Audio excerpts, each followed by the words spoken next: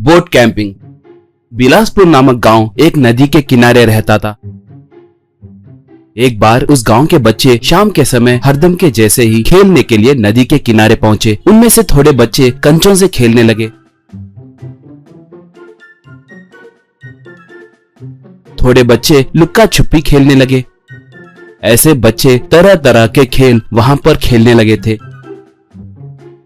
इतने में नदी में बहुत दूर से कुछ आए जैसे दिखाई दे रहा था। बच्चे सब उस तरफ आश्चर्य होकर देखने लगे थे। तभी एक बड़ी नाव वहां पर आकर रुकी।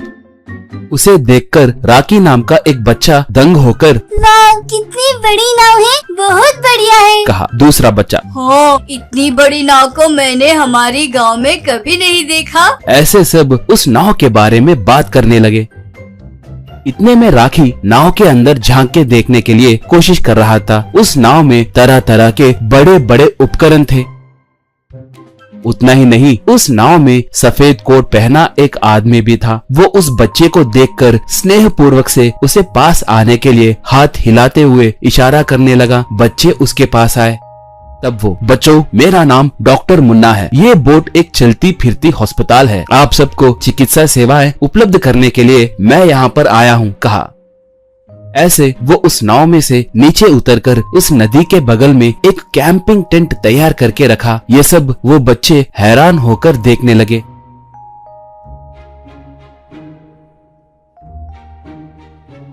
इतने में थोड़े गांव के बड़े लोग वहां पर आकर उसे शक की नजर से देखने लगे। उन लोगों में से एक बड़ा आदमी, क्या नाव में इलाज करोगे? हमारे गांव में ऐसे सेवाओं की कोई जरूरत नहीं है, कहकर हाथ में के छतरी को घुमाते हुए कहा। दूसरा आदमी, हमें कुछ जरूरी नहीं है, मैं हूं ना, हम हमारे पुराने तरीकों से ही इलाज कर लेंगे, कहा। ऐसे गांव के लोग उसे शक की नजर से देखने लगे तो बच्चे उन चिकित्सा उपकरणों को छूकर देखने लगे थे। इतने में राखी उस बोट में क्या है कहकर, क्या क्या होता है कहकर जानने के लिए उस नाव के पास नदी के किनारे चलने लगा था। इतने में पत्थर पे से पैर फिसलकर वो नदी में गिर गया। ये देखकर डॉक्टर भागते हुए जाकर एक वस्तु को नदी में फेंककर राखी को बचाया। बाद में राखी को किनारे को लाकर राखी की प्राथमिक चिकित्सा करने लगा।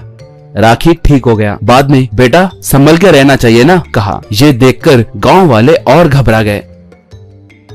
ऐसे नाव में बच्चों को कैसे आने दिए? हमें ये अस्पताल नहीं चाहिए, कहकर हरि ने कहा। तब डॉक्टर उदास होकर, मेरे पास मौजूद ये चिकित्सा आप सब के लिए बहुत जरूरी है। अगर आपको जरूरी नहीं लगे तो ठीक है, चलता हूँ। देखिए, मैं आप सब के भले के लिए ही आया हूँ, कहा।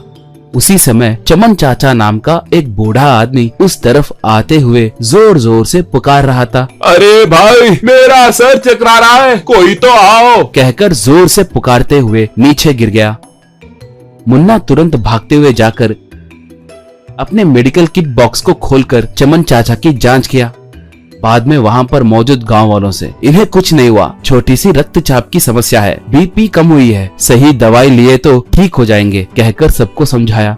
इतने में चमन चाचा उठ के खड़े हो गए। सब चमन चाचा की ओर देखने लगे। एक, इतने असरदार दवाइयाँ दे रहा है, जरूर यह आदमी अच्छा ही होगा, हम इसके पास स्वास्थ्य जांच करवाएंगे, कहा। गांव वाले स्वास्थ्य जांच के लिए मान गए।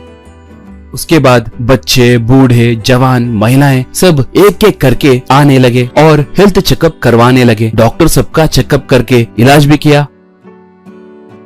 उसके बाद चमन चाचा डॉक्टर से, डॉक्टर साहब, आपको फिर से यहाँ पर जरूर आना होगा, कहा। तब डॉक्टर मुन्ना, जरूर आऊंगा, सेहत ही असली धन है, सबकी सेवा करना ही मेरा लक्ष्य है, कहा। गांव वाले सब खुशी से तालियां बजाए।